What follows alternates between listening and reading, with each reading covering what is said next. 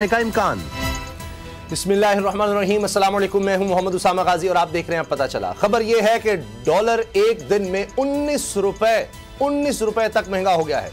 हुकूमत ने बिजली की मद में अवाम पर 335 अरब रुपए का इजाफी बोझ डालने का फैसला भी कर लिया है।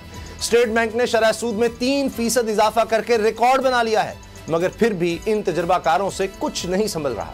पहले कहते थे इसहाक डार आएंगे, डॉलर को 200 से नीचे लाएंगे। फिर यह हुआ कि इसहाक डार आते ही उन्होंने अपने मुकदमे खत्म कराए और अब अपनी नाअहली से डॉलर को 300 तक ले आए हैं।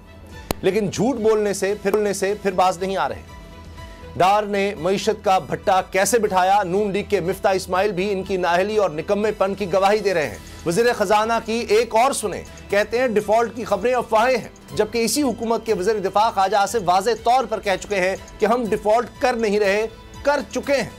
और तो और महंगाई पर यह मेरी हुकूमत नहीं है कहने वाली मरियम नवाज भी महंगाई पर हुकूमत का दिफा करने सामने आ गई हैं। पहले अपने ट्विटर पैगाम में महंगाई का मलबा इमरान खान पर डाल रही हैं, इन्हें चुप करके बैठने के मशवरे दे रही हैं।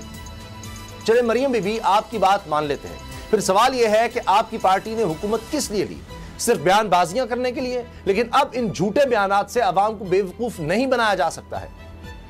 मुआशी माहिरीन का कहना है IMF से मुआहदे में ताखीर की वजह से डॉलर महंगा हुआ है, लेकिन हुकूमत की बदनीयती देखिए कि एहसन इकबाल जैसे विफाकी वजीर इसका मलबा सुप्रीम कोर्ट पर डालने की कोशिश कर रहे हैं। झूठ के इस बेवपार का पर्दा प्रोग्राम के आखिर में नाकाबिले तरदीद सबूतों के साथ चाक करेंगे।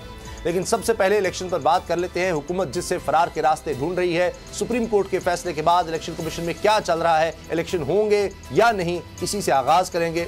सैयद मुजम्मिल शामिल और सदीक जान भी हमारे साथ हैं। मुजम्मिल,